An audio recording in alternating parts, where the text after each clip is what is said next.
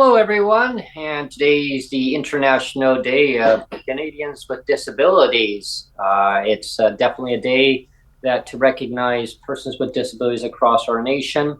You can either be born with a disability, you develop disabilities in your life, and as we get older, as we all know, you will get other forms of disabilities, other hidden disabilities, physical disabilities, or both, or multiple. I mean, it's nature has doesn't pick on who gets the disability and who doesn't. It's just one of those wild cards, right? It's there. And when I say it's there, it means that a person with a disability has to be recognized and supported by society. And the government has an obligation to take care of its citizens across this nation. Now, the UN CRPD was implemented in way back like 13 years ago, Neil. I mean, Yeah, or 14 years ago. It just seems like so forever, over a decade ago. yeah, But it's like my segment that I talk about sometimes. I talk about the empty pot of spaghetti, right? Boil the spaghetti, but there's no ingredients inside that pot. Why? Because you just told me to boil the water, and maybe the noodles, but that's it. Well, what goes in? I don't know. I don't have yeah. all the ingredients. Well, why don't you have all the ingredients, Brent? Well, because I don't know. Nobody told me what ingredients have to go in. But so the point is on that little snippet that I put here is the disability community across Canada have told the leaders what we need, what needs to be implemented in for the under the UN CRPD. All the measures need to be implemented in all the guidelines, and developing the Canada Disability Benefit. What a joke, right? I mean, Yeah. it was promised back in 2020, and we're now on time on this video here. It's now December 3rd. Yeah. December 3rd of 2023. And 3 years later. and I just want to stop you there a little Yeah. bit, Brent, because I didn't want to really even acknowledge what today was. Mhm. It isn't important. It's not to say that I'm not proud of my disability, but the reason why I don't want to acknowledge it today almost is because it just seems like lip service. Mm. It's a Yeah. little bit. It comes across as a little bit lip servicey or just I don't know, hypocritical. Let's pretend that we care about the people with disabilities, and yet, like you said, the federal government's dragging their heels on Hmm. the CDB, and provincial governments are still legislatively punishing people with purposeful poverty. Hmm. You notice how many P's I put in there. Oh yeah. But I mean, so let's be real and give a little bit of a truth pill, and that's kind of why I didn't want to really give too much, like rah rah, like Yeah. isn't it great today is the International Day of People with Disabilities. I mean, yeah, it's great, but Yeah. let's acknowledge it for what it is. It's like lip service, you know. Well, I mean, there's always great, all these splashy words and saying we recognize Canadians with disabilities, and wow, I mean, there's so much more to do, and well, yeah, well, people's lives don't get put on hold. Yeah, there's more to listen, right? Mm-hmm. It's more to listen and actually then implement these the needs that people need. Is it accessibility? Is it housing? The affordability? The income security? I mean, at one time, yeah, like as we talked before, and like in BC, I don't know about other provinces, which I'm sure they are because I don't really hear too much chatter about it. But in BC, the disability pensions, right? It was back in the '90s. I mean, it used to be pensions, and then like pink unicorn, poof, it just magically changed it. It just Yeah, changed and from you know why there was a pension. Mhm. It's because back in the 80s and very early 90s, Mhm. you know, disabilities were a respected thing. They were, And yeah. what's so bad about respecting something? you know, Yeah. It's kind of like the last podcast we did with Tom Puxon. We talked about respecting death. I mean, nobody wants to talk about death. That's something that nobody wants to talk about. Nobody wants to acknowledge. But whether you want to talk about it or acknowledge it or not, you still have to respect it. Yeah, And the fact that the government doesn't respect death, or they don't respect disability and the what's involved with everybody that has one. It's not like some it's just like it's just a disability, or it's it's just a dead spouse, or whatever, like it's just slough it off like it's nothing. And it's like I'm here saying it's not nothing, and you're here saying it's not nothing, and everybody with a disability across the whole province and across the whole country is saying a disability and whatever is not nothing. Well, and that one thing I always rant about a lot, and and I talk about it on the podcast when we do these things, and I always say, like, disabilities don't get put on hold, like advocacy doesn't get put on hold. And why we have to advocate so much is because the politicians don't listen. Like, we tell them what our needs are, what has to be met, and they still have excuses. Oh, more to do, all the magic little bullet words of, there's more to do. Oh, we hear you. Oh, the fiscal situation doesn't allow us to do whatever right now. We economic times downturn. Yeah, we can't do it right now. But hey, maybe in the future, but maybe not. And so what I'm hearing echoing through the disability community, which on Twitter I hear a lot. I mean, I know you're not on Twitter now. Yeah. It's just getting so toxic with different groups that just they attack disabled people. Yeah. Where someone will say, "Well, I need help," and someone will say, "Well, just go and get a job.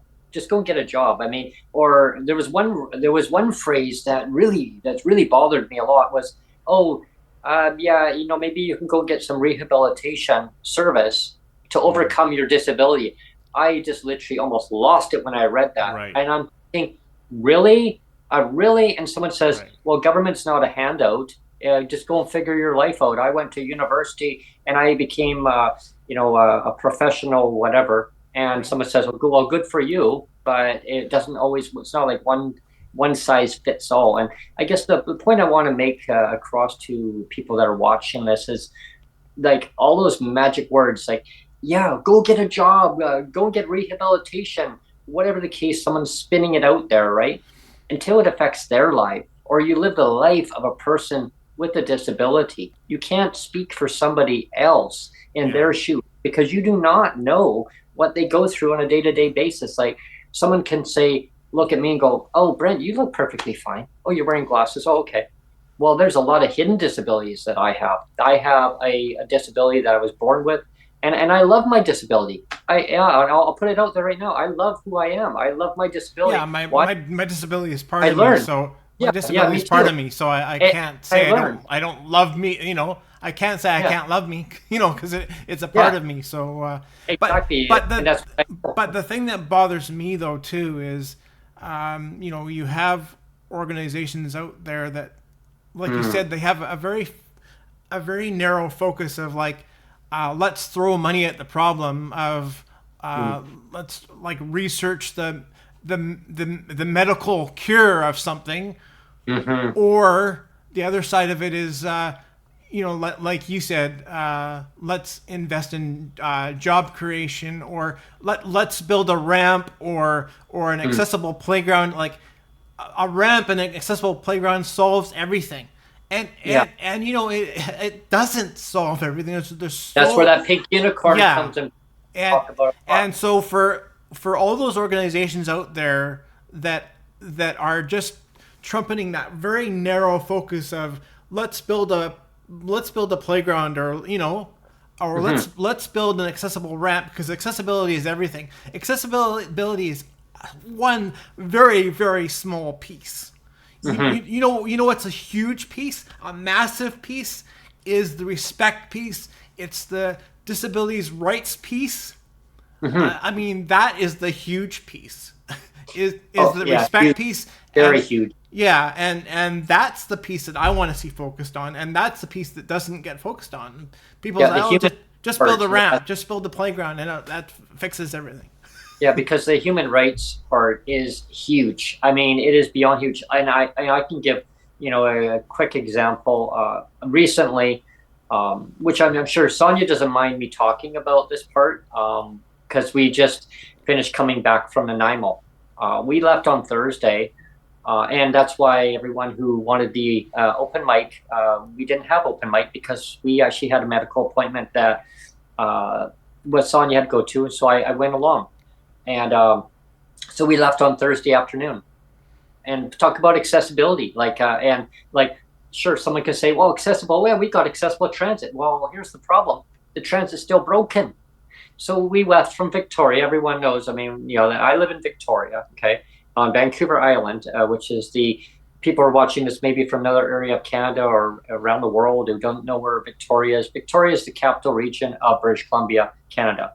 It's on the most west coast of British Columbia, and we're surrounded by water here. So it's like Gilligan's Island, right? you know. Oh, So right back in here, Teo. yeah, so we're the most southern point of British Columbia that you can go on Vancouver Island. So if you go across the water, you're actually in Port Angeles. So if you look at your map, and yeah, that's how the southernmost point that we are. And if you look more east from Victoria, yeah, we're actually just parallel into the United States, into Washington. Yeah, so it's quite far down, Victoria, which I was looking at the map just yesterday. I was quite amused about that. Even Duncan, British Columbia, is actually, yeah, just south of the Washington, the 49th parallel. Interesting. So anyway, getting to my point here is, so we left on Thursday afternoon. BC Transit Cowichan, who provides the service to Victoria, decided that because of demand, that people were advocating, saying they needed better bus service. So what Cowichan Transit did was they have 4 buses during a weekday. One starts at 5 something in the morning. I haven't memorized the times, but they're early. I think 5:47 and then 6:50. Oh yeah, 5:47, 6:15, 6:30 a.m. So there's only 15 minutes between that. And then there was one at 6:45, but they took the 6:45 away and they pushed it to 9:23 in the morning. So there's definitely some inconsistency in their timings here. But the 9:23 makes it so that if I was to leave Nanaimo at 7:57 in the morning, okay, from downtown Nanaimo, British Columbia, I would have to get a ride to get to that bus exchange in downtown. So I'd have to leave where I was staying at 7:15 in the morning to get down there in time. If that's getting a ride down, get up really early in the morning, get down there. But now it's getting inconvenienced the people that I'm staying with, that they have to now drive down there. It's a good half-hour drive to get down to the bus exchange, and then half-hour back, or try and take a public transit down there and trying to time it up. Because if you miss that bus to get back to Duncan, that you're hooped. Now you're gonna be stuck in Duncan. People say, what? Is that the only bus that you can take from Nanaimo to get to Duncan? No. That's the only bus that's gonna connect up, 7:57, and it gets to Duncan at 9:07. The bus to go to Victoria leaves at 9:23 and gets to downtown Victoria at about 10:45. So if I miss that bus, I have to now wait in Duncan. I could get there. I could be stuck in Duncan till the next morning. Well, let's try this again. But now, where are you going to stay in Duncan for the night? You see, so otherwise, I'd be stuck there until Saturday to come back during the daytime, which we did come back. So we made our way all the way up to her appointment. And what happened was she got a phone call Thursday morning confirming, saying, yeah, your appointment, are you all ready? She goes, yeah, I'm looking forward to it. Oh, okay, great. Well, we'll see you Friday morning. So we got ready, and we left on Thursday afternoon. It's not too bad weather. We got going, and we get down, connected up into Duncan. Good timing. It was really good. Not a lot of traffic. Beat the rush hour, and that's why transit put that same bus that left at 9:23 from Duncan. It gets there at 10:45 in Victoria. The bus driver sits there for 3 hours. Don't ask me why the bus driver sits for 3 hours. Can't provide more buses. I mean, that makes no logical sense to me, but I'll talk about that in another segment. I'll be ranting and raving for sure. So that bus now, that same bus driver takes a 3-hour break, and now leaves at 1:45. So we got to Duncan, and we got there at 2:13, and the other bus left at 2:33. Not bad, not bad at all. We actually got there a little bit early. There was not a lot of traffic. So it kind of gave us a little break. So we get there and go and have dinner. Sonja's parents made dinner. Was good timing on that. And so nice to visit with them. But the point of the matter was, it wasn't just to go to visit, right? The point was to go to an appointment, because you can't get back the same day. And that's why she had made that appointment for the morning, because she knew that there was no way we could get to the appointment and get back. And that appointment was scheduled for 2.5 months. 2.5 months ago, that appointment was set for December 1st, and said to Sonja, sorry, that's the only appointment we have available. Did you want it? She goes, yeah, can you make it on a Friday? Because at least if we had that, we can just come back on a Saturday. Oh, you can't come back the same day? No, unfortunately. So we get there, and at 8:30 in the morning, she gets a phone call. And Sonja went to go and answer the call from her dentist office, and she actually hung up the phone. Whoops. So she called back, and they took the call, and they said, oh, I'm sorry, we've had to cancel your appointment. And because the hygienist was sick, called in sick, and canceled all the appointments for the rest of the day. But they're not booking until well into April, folks. Yeah. Well into next April of 2024, middle of April. But they'll put her on an emergency call list, last minute notice. Yeah, last minute notice. And we're coming from Victoria all the way to Nanaimo. People probably say, well, why are you going to all the way from Victoria to Nanaimo for a dentist? The reason why is because the coverage for the medical services plan for PWD in BC, some dentist office will absorb that cost 100%. They'll just do mine does too. I've told you mine does too. I live out in Newton here, Surrey. I still, after I think I've been at that dentist for, I don't know, 30 years. Well, I've been out here. In Newton for 18 years, and wow. I still go to Langley, Walnut Grove, which is a fair clip, right? From Surrey to Langley, Walnut Grove, but I still do it because same thing. The dentist absorbs 100% of the cost. God bless them, because if they didn't do it, the government doesn't do it. Oh, absolutely. So I've been able to get all my stuff covered and for my son as well. That's a lot of money, right?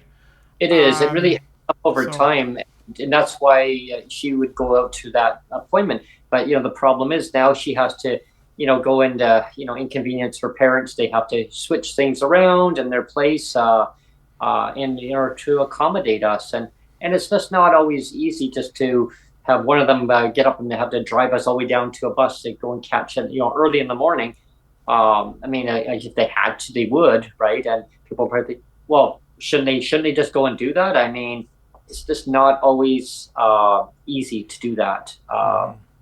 And they shouldn't have to, because transit should be providing an accessible transit service for people to get to and from.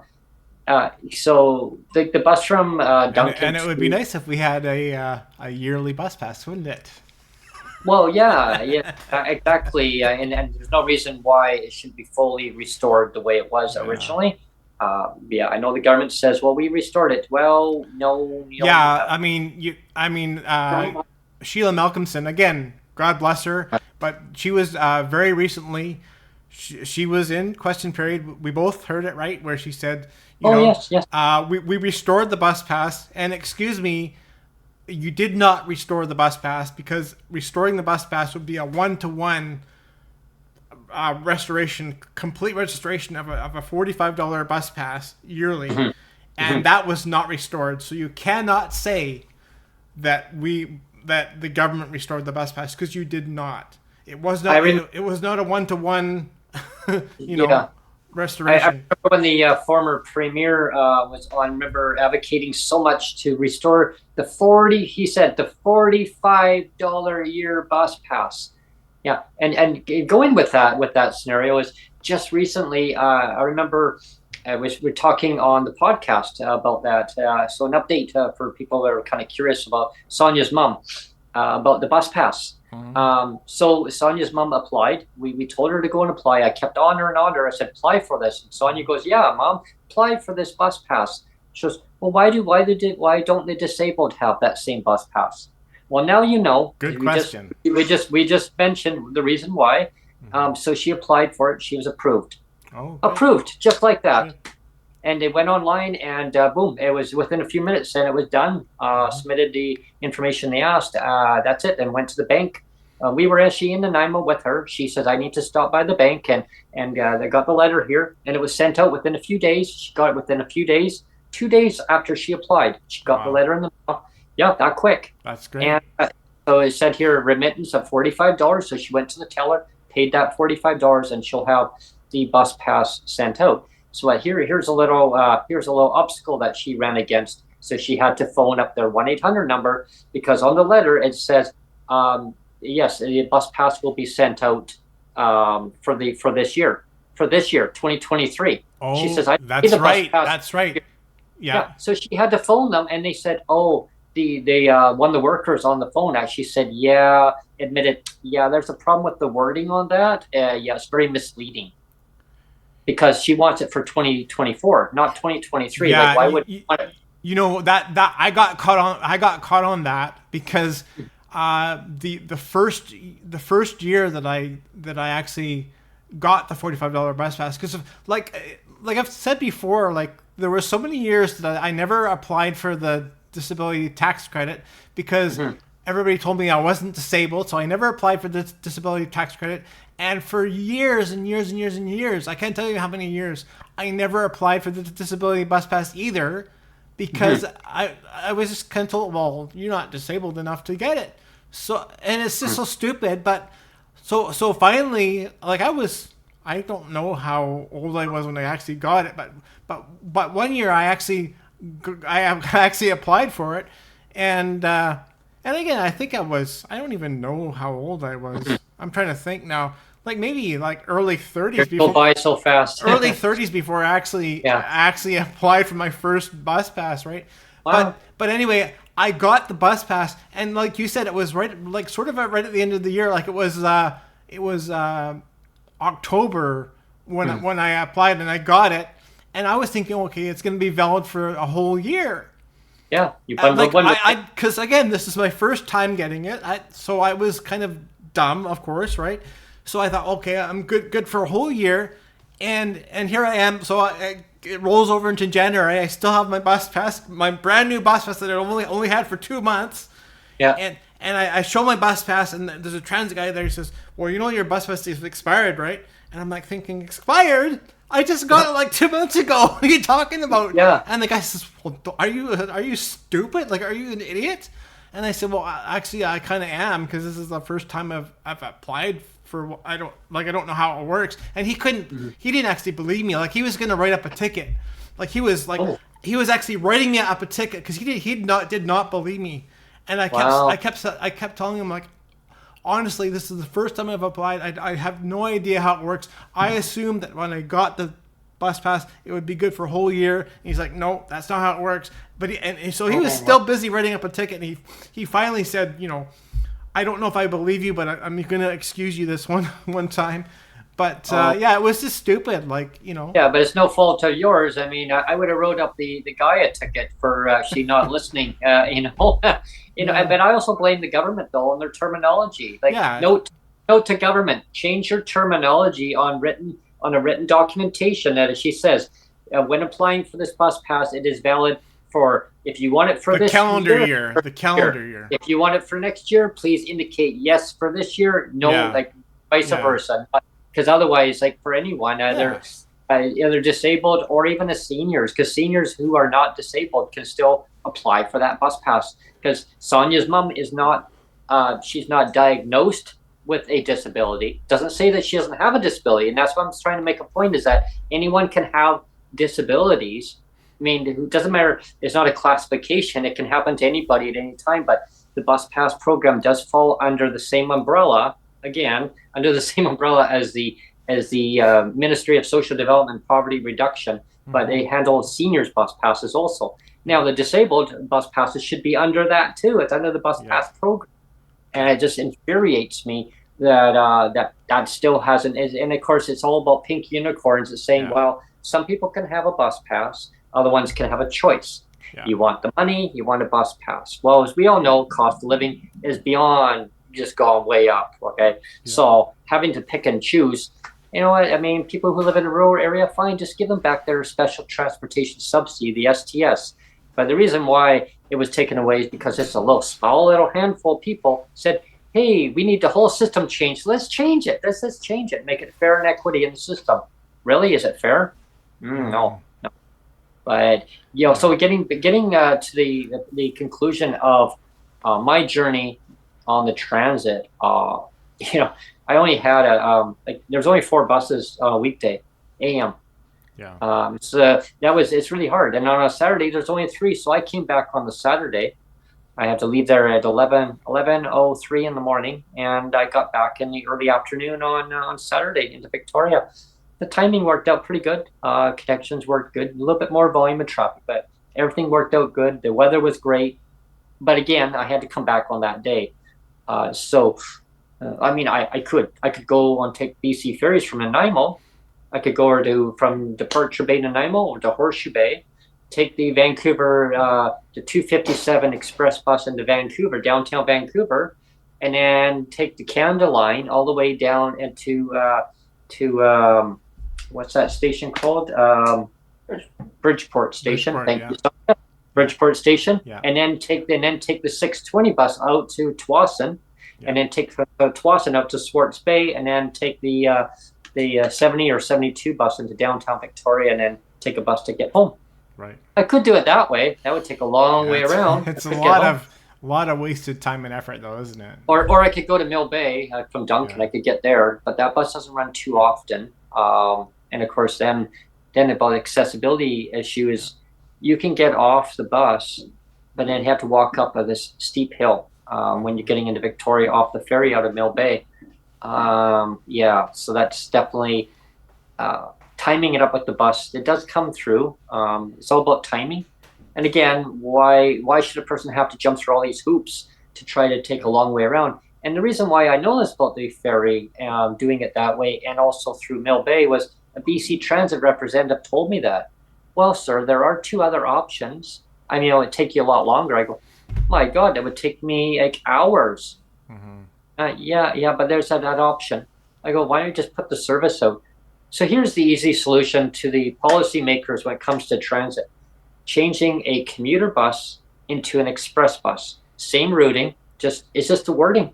That's all it is. And the reason I found that out was a bus driver that was going from Nanaimo to Duncan told me that, and the bus driver from Duncan to Victoria told me the same thing. It's all about the terminology. That's all it is. Commuter, change it to express. And it can still do all the same stops that the bus does. However, the word express means it can actually go throughout the day. Yeah. And if I can travel from Coquitlam on the mainland bank on the Metro Vancouver all the way to Chilliwack, cross boundaries into other municipalities that BC Transit Services and TransLinks area, their jurisdiction. Get out of our area. But they actually made an agreement with all the mayors across the region to provide transit, accessible transit, and it runs throughout the day.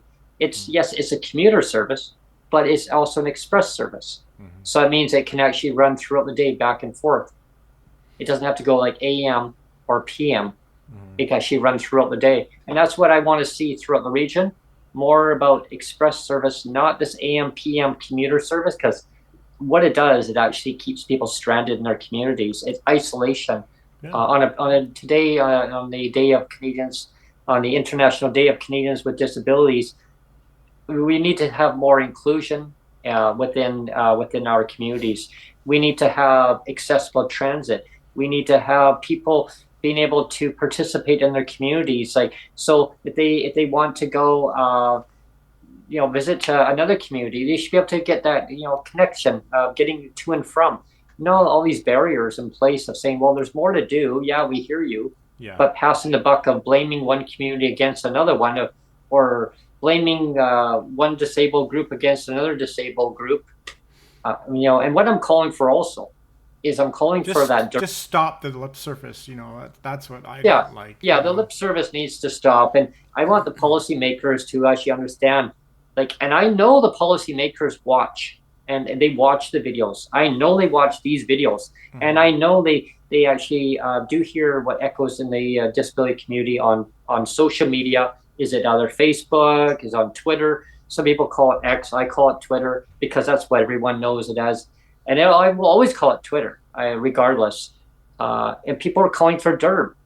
And so the politicians of all levels, okay, we need to get the word DERB out there now. DERB, it's an intern amount to help people with disabilities right now, immediately. No more excuses.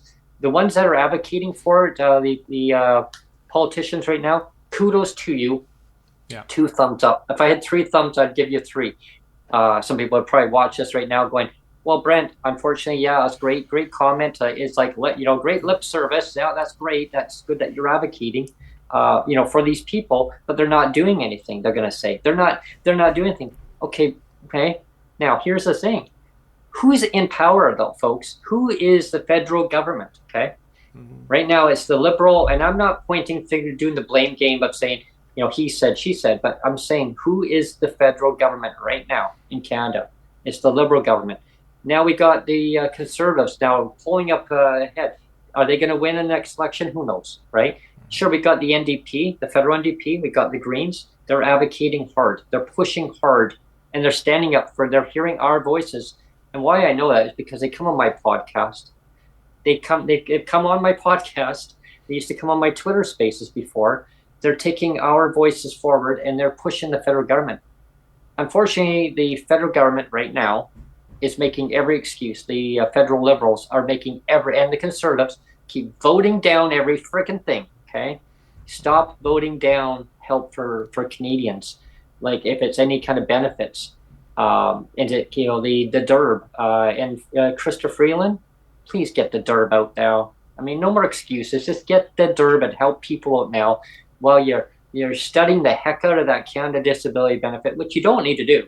But whatever the case is, I'm not here to do the blame game. But what I'm saying is get the money out to help people now. Well, because people are suffering. Yeah, and it's the federal government. I mean, we're putting the blame, or we're putting things at the foot of the federal government for the CDB. But it's also to the provincial governments. Governments across Canada can say, well, like you said, there's no money. Well, yeah. I'm sorry, like, on some level I can say, oh, okay, I can acknowledge that, but I don't accept it because, to me, it doesn't, like, the cost is not, you should always be trying to do the right thing, regardless of cost. I mean, maybe that's too, maybe I'm being too idealistic, but I really do think, like, if you're gonna, like, you really should always try to do the right thing. If you're deliberately trying to do the wrong thing all the time, saving money by deliberately doing the wrong thing, and that's why I always bring in the pink unicorns, because that's where the pink unicorns come in, is when governments deliberately do the wrong thing. Deliberately. If they keep repeating and doing the same thing over and over and over, it gets pretty stale. Yeah. But the government says, "Oh, we have no money." Well, I'm sorry, they're giving out billions, and I mean major billions. Like when we the money is there. The money is there. Yeah, They just choose not to use it on people with disabilities. Yeah. yeah. I mean, if they're giving out over $50 billion to oil subsidies and big Yeah. corporations around the world who don't pay the tax havens um, Or I mean, like I told you before, the Nestle gets a million liters of water for a oh dollar. yeah, yeah. Like Isn't that a ridiculous? I million know. liters of water for a dollar. I heard that was quite a while ago. I heard that, I heard but about that stuff too. like that Like, is just wow. wow. Yeah, and You well, know, it's like a giveaway, right? It's like a yeah, tax havens. And it's amazing that the federal government can give all this money away, but take care of their own citizens and have excuses to say we have no yeah, money. The money's there. It's yeah. just allocating the money and prioritizing it at a Hmm. level. I mean, look at seniors with disabilities. Look at our veterans who are living on the street. It's terrible. I mean, they Yeah, have disabilities too, and they served our country. But hey, but this is what you get, though. I mean, hey, you can live on the street and live in a tent. yeah, This totally let's disrespectful. just go back to the bus pass again for just a Yeah, moment. I yeah. mean, the government has proven before that the PWD deserved a bus pass, and they've proven still that okay, the seniors deserve a bus pass, but Hmm. now disabled don't. Well, what kind of logic is that? Yeah, Like, I know. No sense. it's like there is no logic to that, right? It makes no sense. When I mentioned to Sonja's parents, they're just beyond livid. It's like Yeah. that makes no sense, There's Brent. No sense. zero sense. There's I said, well, no logical sense to it. they're like, I remember her dad goes, I remember hearing John Horgan, give them back their bus Yeah. pass. Where is it? Do And you have it, Brent? and I go, again, this is why, like today, a day like today, the International Day of People with Disabilities, mhm, it's a day of respect. It shouldn't be a day of lip service of let's pretend to care. mhm, It should be a day of let's respect, let's acknowledge that there should be bus passes for for people with disabilities and yeah, and we're talking the yearly bus pass, not yeah, talking about the we're not bus talking pass. about the reasonable facsimile that Yeah, uh, Sheila yeah, Malcolmson says. yeah. I mean, you give them back their bus pass. Yeah, exactly, and it needs to be implemented. In. I mean, you wait till election year, right? Election year. Hmm. We heard you. Yeah, we'll put it back in, right? Maybe not. Yeah, It comes down to accessibility because really what happens that it keeps people I see sustained into their communities. They can't actually go other places. If they basically opt out, sure they got money, but now what if they need to travel? Oh, I'm sorry, you've already opted out. You already spent that resources of the value of that yeah, bus pass. It should never have been put in the hands for the disability. I mean, they should be given that bus pass and then given that money on top. It's like, okay, now you need that money. Yeah, you can use it for a taxi. You can pay a friend to take you somewhere. You can use it for groceries, uh, whatever the case is. And I mean, sure, it's all about inclusion of making person feel more inclusive within their community, giving them the resources that they need, give them the tools that they need. Don't keep the rates well below poverty level. I mean, some people say, well, what is poverty level? I call it a standard of living. So whatever that ceiling shall be, it should be well, enough. You can you basically go for your rent and all your disability related expenses and your toiletries, your cost of living. It should all be there. the federal government has already when they put out the CERB, they already Yeah. set the that limit of $2,000. Oh, I So know. so People are that and outraged. yeah, Said what? so That low? if the federal government has already set that limit of $2,000, it's going to be around there, right? Now it's Hmm. going to be a little bit more than that because it should be for people with disabilities because having a disability is more expensive. We all know that. And and, re- But and oh, at absolute bare minimum, we're talking the $2,000 mark, and everybody's well below that. We know that, right? Oh yeah, I mean, and just recently, I mean, there's so many small businesses right now that are shuttering because they're saying they're hurting so bad because they're having to repay back their equivalent of CERB, like for businesses. And of course, now it has a ripple effect into communities because government's always kept saying shop local. Well, how can you shop local when all those businesses are now shuttering down? They're saying they're suffering so bad economically because it was like equivalent of CERB, right? The amount that they actually had to keep their businesses going, the cost of everything going up. Because I mean, yeah, Well, but that's another thing, Brent. You've made a great point because, you know, the government always says, well, you can go to a food bank, and that's true, but you know, I go to my local grocery store because it's way more convenient. It's not convenient for me to hop on a bus and take a whole bunch of bags on a bus. It's way easier yeah, for me to grab my scooter and go for 2 minutes for a 2 minute ride on my scooter to get to the store, and put a couple bags on the handles of my scooter. That's way easier, and take another 2 minutes to get back to my house. You know, yeah. I would much rather prefer to do that. And the idea that the government says, well, you only deserve like $1,300 a month, or whatever it is. This is for me and my son. I only deserve 1,300 because I get this big clawback too still. Yeah. And it's like, if they gave us more money, we would be invested. We do anyway. We do anyway. We invest our money back into the local economies. But if they gave us more money, we would be doing even more of that, and helping drive the economy. It bugs me that the government doesn't think of people with disabilities as economy drivers.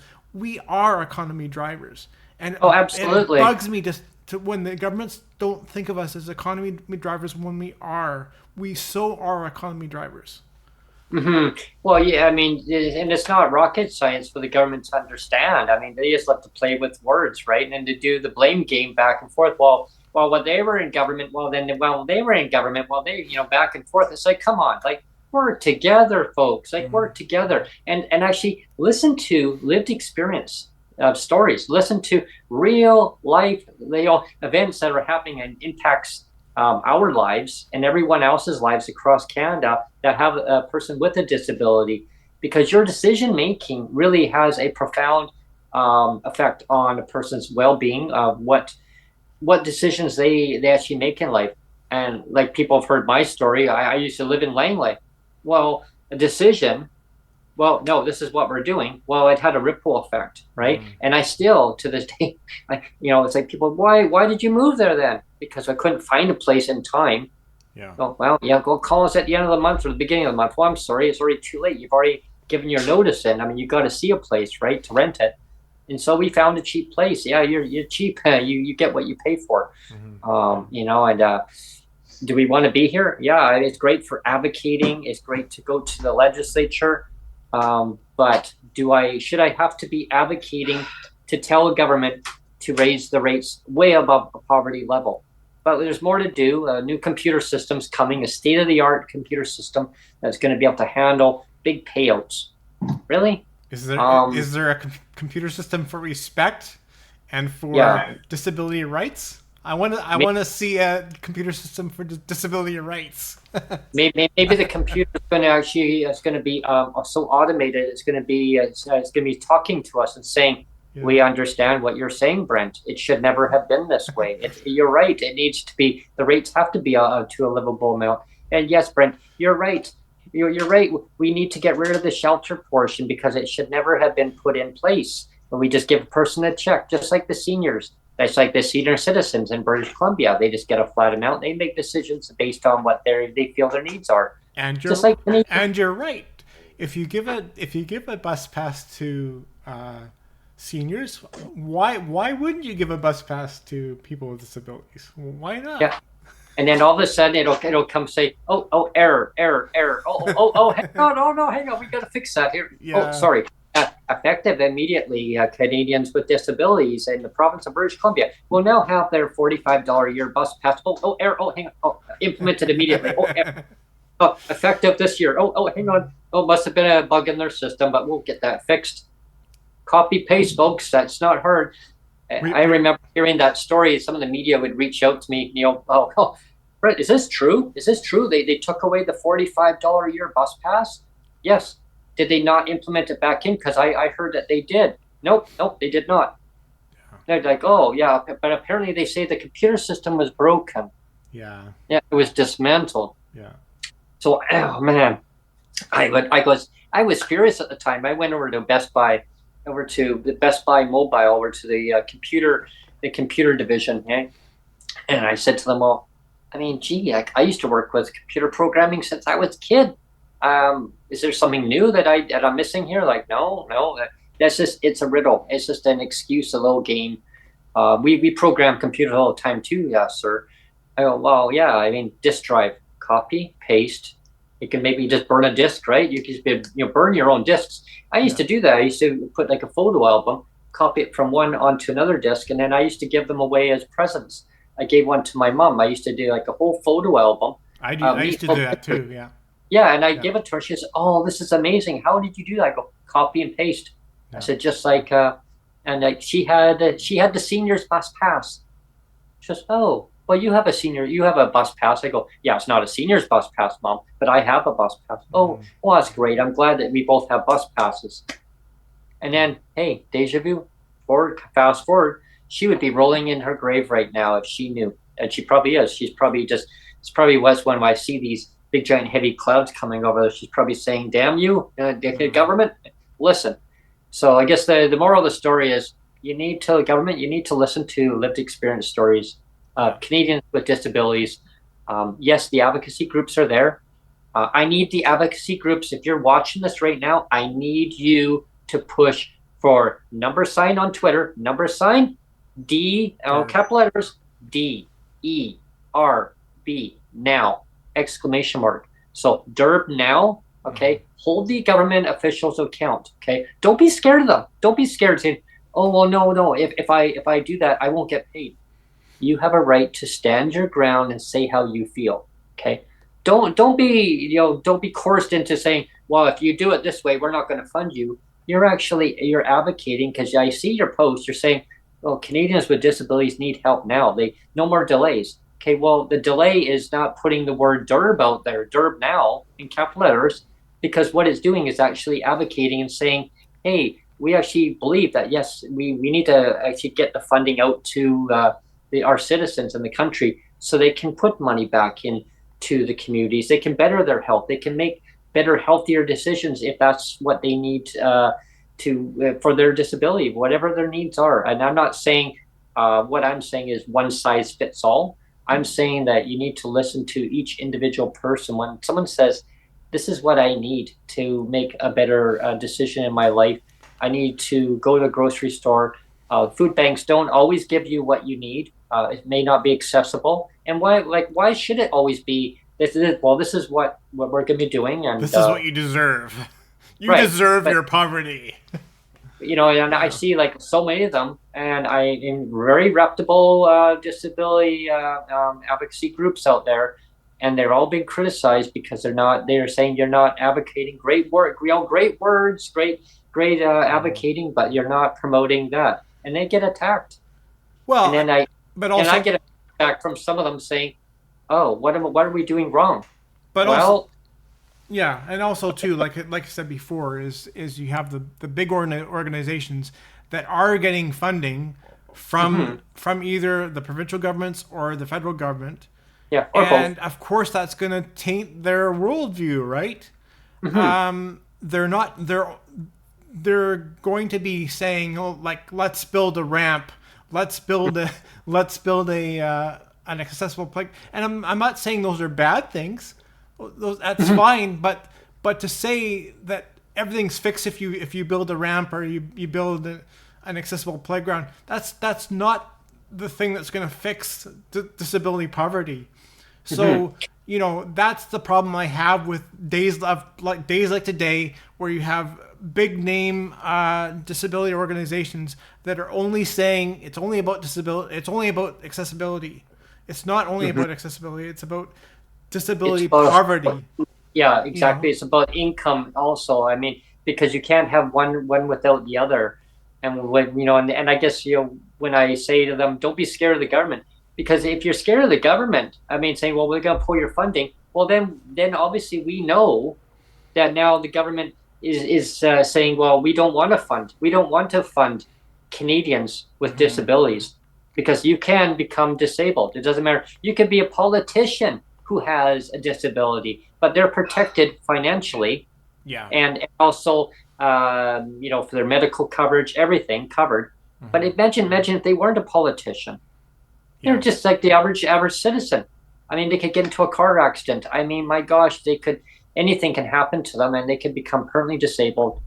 I had an old worker at one time, Neil, and she became disabled. And then she said, "Oh my gosh," I bumped into her one time, and I said, I had a company that I worked for one time.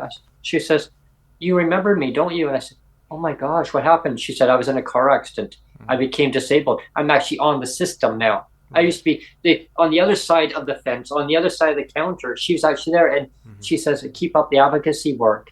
And ever since that point on, I just kept on making my point of, we need to change the system. Like, the system is designed to work the way the government wants it to be designed. Yeah. Right? I had always had that belief that, oh no, like, they're going to be taking care of the persons with disabilities because that's the right thing to do. My doctor even told me, "Don't worry, Brent.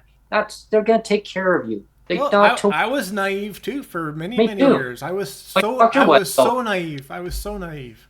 Yeah, that's what I mean. My doctor was too. My doctor, and he got furious. Like, "Why are you back here?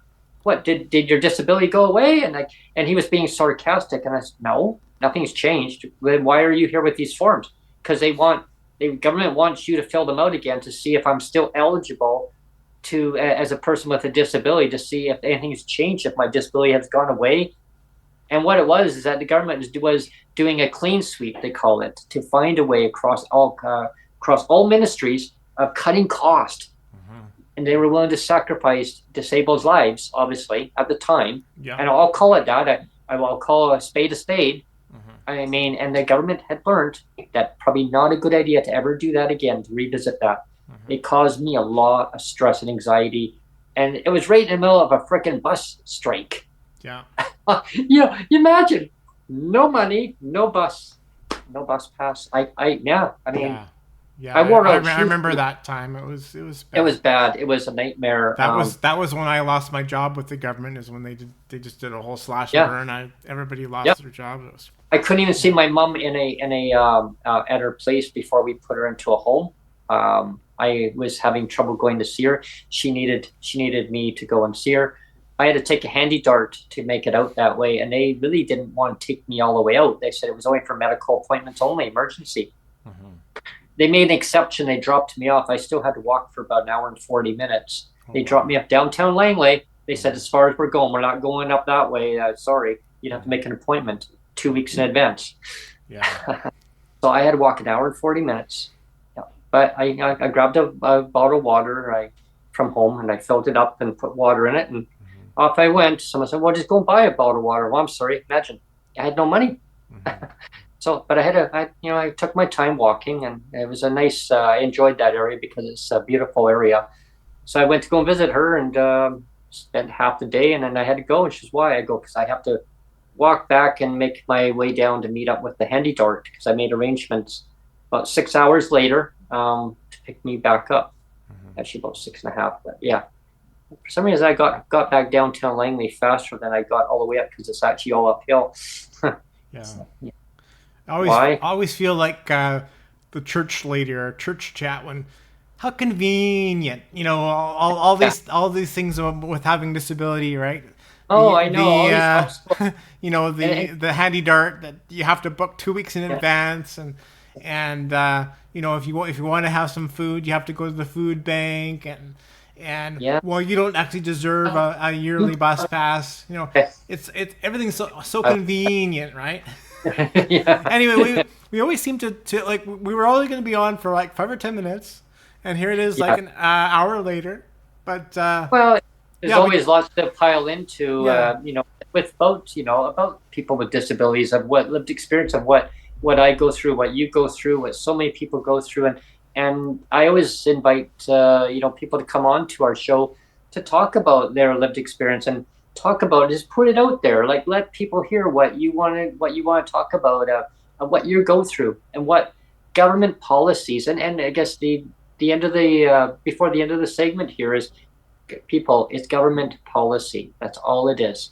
Government policy, that's decision making that affects your life and your loved ones, everyone around you, everyone that's in your life. It's a whole ripple effect. I can tell you from lived experience, moving, it was, and I still miss it. And I will do. Sonjia reminds me every day, you guys, every day, and she's going to hold the government accountable too. Just so you guys know, the ones that are watching this, oh, she's going to be on you. She's going to remind you, say, I didn't want to move. She didn't want to move. Sonjia, did you want to say something before I end the segment? Didn't want to move. Hey, say a little bit louder so people can hear it. I didn't want to move. See, you hear that, folks? She didn't want to move. And what do you want to say to the government, Sonjia? Raise the rates. Okay, Yeah. raise the rates, right? But no, but regarding your moving situation, what do you want to say? What do you mean? What do I want to say? What do you want to say about that? The reason why you want to be back in Langley? Everything's there. Everything's there. Everything's there. Her doctor's there, folks. We got a doctor shortage in British Columbia, and there's no doctors around. People, I read on social media, people are losing their doctor after 13 years. I still have my library card too. She still got her library card. She can still technically There you use go. her library card. Yeah, I have my library card too. It's still active, so I could go there and read the book. You know, Where's the rest? and we always talk about, we try to be very clear that we never attack the person or a politician. We're always attacking It's the policy. the policy only. And so I wanted to, you know, I'll be a little bit like, you know, there's the Christmas Carol, you know, and Tiny Tim, where Tiny Tim's at the table at the end with the turkey, and they hit it at the end of the table, and he's like, God bless us, everyone. And it's true, like, God bless, you know, all of the politicians, like, for the Christmas season. But I'm still gonna attack the policy. Like, there's no tomorrow. Like, you know, it's like all of the politicians that are really trying hard. Like, again, God bless you. But I'm gonna keep attacking hard the policy that is so punitive, so punishing, so backwards, so perverted, you know. Like I said, when governments deliberately do the wrong thing and invent pink unicorns, pink unicorns out of nothing, that's what pisses me off. And I will continue to be pissed off about bad policy, about perverted policy. You know? Yeah, and that's one thing that I've always stood behind too. Before we end our segment here, is I will always hold the politicians accountable. I may like who they are, you know, as an MLA or as MP, or I guess in Ontario they call MPPs, and you know, all members of different parties, right? They've got a lot of nice people who really mean well, but for some reason the narrative gets driven that they can't change it, or there's excuses. I will hold the policies. I will hold them to the policies. Like, you're there to change the policy. So it's not them directly, like on a personal level. It's the policies that are representative behind them, that they have control on changing these policies. And if they can't, then I want to know who's standing in the way of telling them why they can't change these policies. Right. And I'd love and invite to them to come on to our show and talk to us why that you're telling the government not to change the policies. So it's either the ones that are telling them to not change the policy, or is it the government that doesn't want to change the policy? Right? Yeah. So there's, or both the government can come on and the ones who are telling them not to. Yeah. That would be an interesting segment, actually. Yeah. Oh boy, that would be really good fun. But you know, in any case, you know, I want to put this message out to all members of the government. You know, I want to wish you all a Merry Christmas. You know, and if you don't celebrate Christmas, you know, season's greetings. I don't want to, you know, go across that bridge. I'll just say, but I always say Merry Christmas because that's what I do. Yeah. You know, and some people say, well, it's season's greetings. All the best in the holiday season. But please listen to on this day for International Day of Canadians with Disabilities, you need to implement DERB. It's a immediate interim amount. In the meantime, while you study the hell out of this Canada Disability Benefit, people need help now. They need the resources. They don't need to be going and seeking MAID because they want to live, but they can't afford to live. So now their well-being is being affected. So they feel that they get coursed into MAID because you're approved immediately or pretty darn quick, right? Mm-hmm. Is that how our society needs to be? No, it doesn't, right? People need to have help now. They need to have hope, yeah. Right? Yeah, they need hope now, and they need to live now. Mm-hmm. Canada can afford to take care of its citizens, so let's start doing that now. We can change the channel on that. We can change it going forward. We can make Canada a better place. Change the policies. I know some people call for different methods of a GLBI, right? Whatever level that is.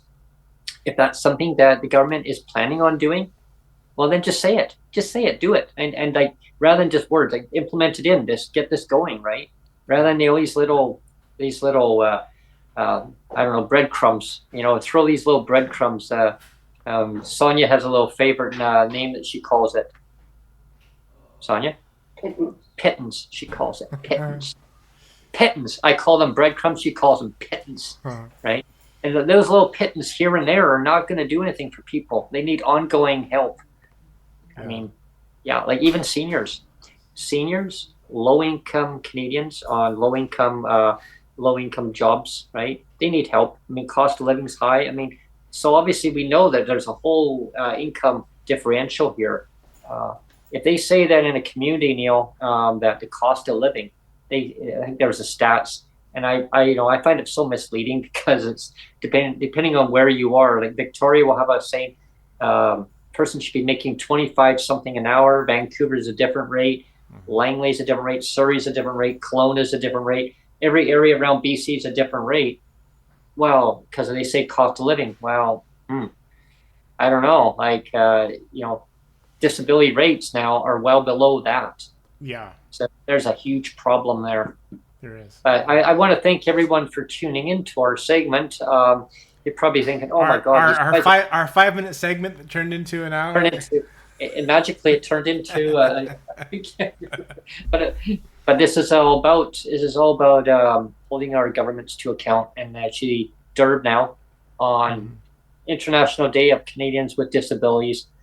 DERB now, okay, Canada Disability Benefit, CDB. Let's get this going. Let's get the financial resources put in place. You know how to do it. I mean, you listen to lived experience stories. Everyone's telling you how to do it. Get the help out now. In December, make it a good Christmas present for people. Yeah. Show that the government actually cares about their citizens. You're still in Parliament right now in Ottawa. I know BC's gone on their break now. Ottawa, you're still in session. Let's get this done. And the politicians that are holding the federal Liberals to account, tell them, do it now. Yeah. I wonder if they would actually drop. I wonder if they would actually drop the government, though. I wonder if they would actually drop the government if they didn't put that in. Oh, I wonder. One of my neighbors actually said that to me. Said, "Well, do you think they would actually drop the government if they didn't do it?" I go, no. Yeah. I said, "There's no way. There's no way the NDP."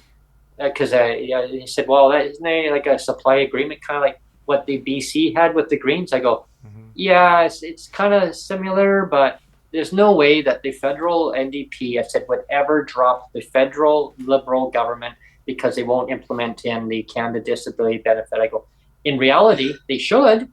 They should, because it was promised over 3 years ago, right? But there's no way that they're going to." But kudos to the ones that are advocating, that are putting pressure on the federal Liberals. Let's just get it done. Let's get it done now. No more spin. Let's get it done. It affects people's lives. We've got some good shows coming up, starting tomorrow. Tomorrow we're going to have Cassandra Pollock on. She's going to be. It's going to be one of the disability stories. It's going to be our second one. She's going to be talking about her homelessness experience. So that'll be a good show. And we got some other ones coming up. If you check the calendar, we have Mike Maurice coming on Is it the 19th? Yeah, 19th. That's right. 19th. Yeah. Yeah, so we got some good shows. So hopefully people will stick with us till Christmas. And but yeah, this is a good impromptu podcast again. Anyway, I did want to say too, as a producer, we're getting close to another end of year again, and we've already hit 75 shows, or actually tomorrow will be our 75th. So it's pretty good for a year to be already at 75 shows. I mean, the year before you did 100, which was pretty amazing. But I figured that we're on a whole new format. To do 75 plus is pretty good. It is. And I just wanted to say that for people that do like the content on the channel and want to support it, please subscribe or like or comment or share.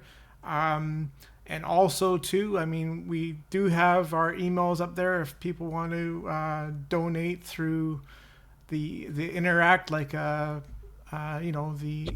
Interact e-transfer or anything like that, because my bill is coming again soon for example for the Zoom license. It's going to be it's going to expire soon. It's going to expire right at the very beginning of January again, so I'm going to have to be putting out another $200.